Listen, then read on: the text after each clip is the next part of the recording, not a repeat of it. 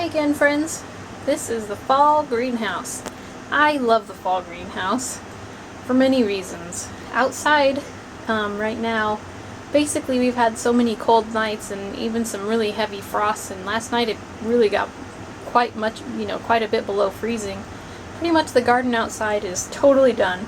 I don't think I'll have any, there's a few plants that are really trying to hold on.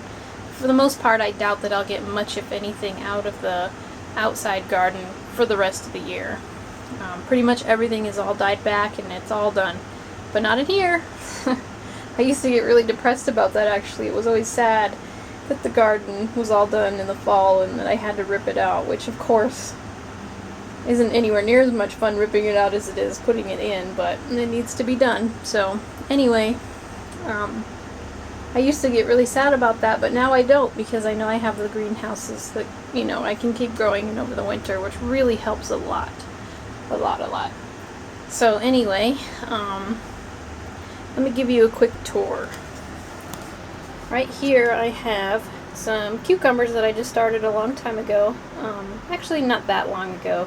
They're still very small. So those will take a while before they'll get big enough to really be able to produce cucumbers, but when they do, they will grow.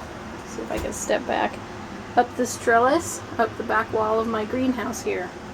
So I'm excited to get those started. On the bottom here we have a couple of avocado trees. Those look pretty good. I started those from seed. If you would like some tips on how to grow those from seed, I have a really easy method to do that. So if you would like, you can check that out.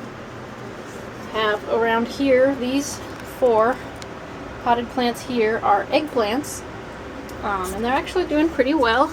Let's see if I can go to this one. Has a little eggplant.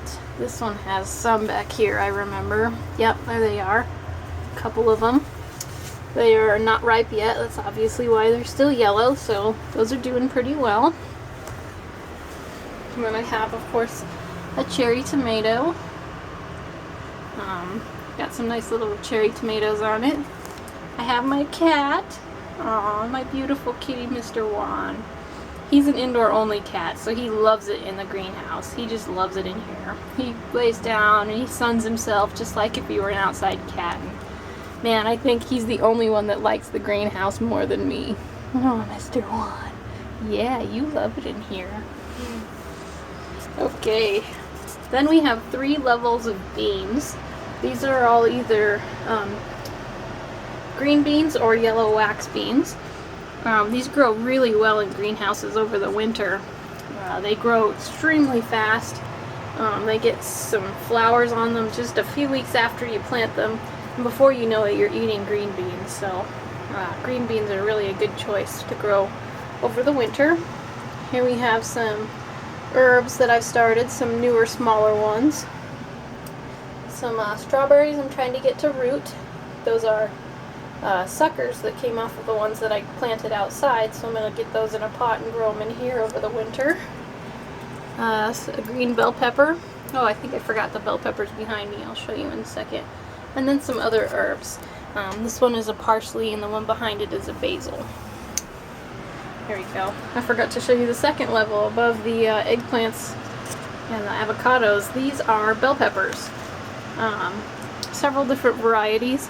This one, I think it's a green bell pepper, but I'm not exactly sure. I can't remember, and I didn't put a stick to, keep it separate.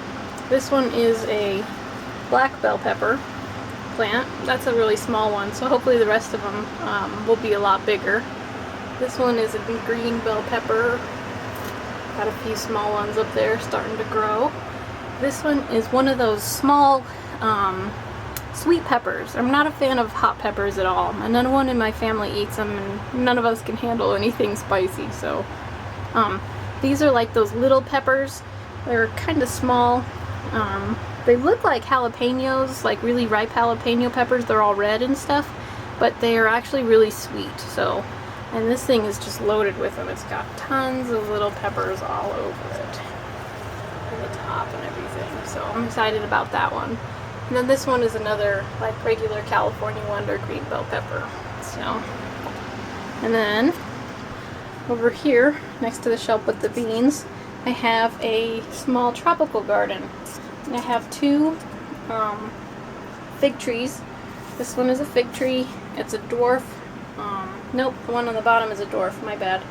A dwarf tree, fig tree, and the other one is a everbearing fig. This one's an everbearing.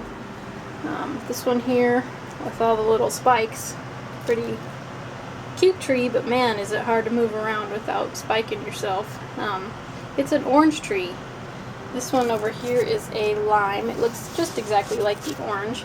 And then this one on the bottom is a lemon. It's like a little Meyer lemon tree. As you can see, it's got a nice one in the front and then another one in the back. This is about a 2-year-old tree. It grew 1 last year, and this year it's growing 2. So I got all of these tropicals here from Gurney's last year. So they're growing really nice and big. I really like them a lot. They have a sale usually in like, I don't know, January or so, where they sell them for like $5 or $6 a piece. So I thought that was a pretty good deal. And I would recommend it if you ever see that sale. Definitely, you know, if you don't want a citrus tree that has spikes. Both of those two, the orange and the lime, have lots of spikes. The lemon, however, produces, you know, lemons really quickly. I mean, like I said, the very first year I had it, it produced a lemon, and it has no spikes. So I really love that one. That one's really like a really nice plant. So yeah, other than that, on this top shelf I have some small seedlings I just started, some greens that I have that are dehydrating, just like in the summer greenhouse, if you remember. I used that as a solar dehydrator. But fruits and vegetables dehydrate at 130 degrees, 135, somewhere in there. And then like leafy greens and herbs and stuff dehydrate best at about anywhere between 80 and 95 degrees. And it is definitely warm enough in here to dehydrate these greens, so, but not too hot. That's why the plants are able to live.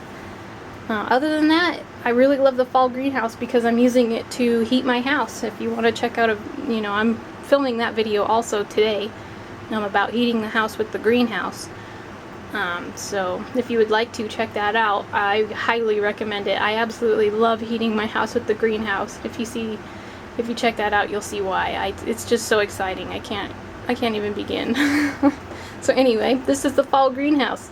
It's where you can keep your plants growing after everything in the outside garden has stopped, and keep everything growing even into the cold weather, and even after it snows and it's really cold at night and everything like that. So keep the garden growing and keep, you know, harvesting food and everything into the fall and even into the winter, as you'll see on the next video. So fall greenhouse, muy bueno. Thank you.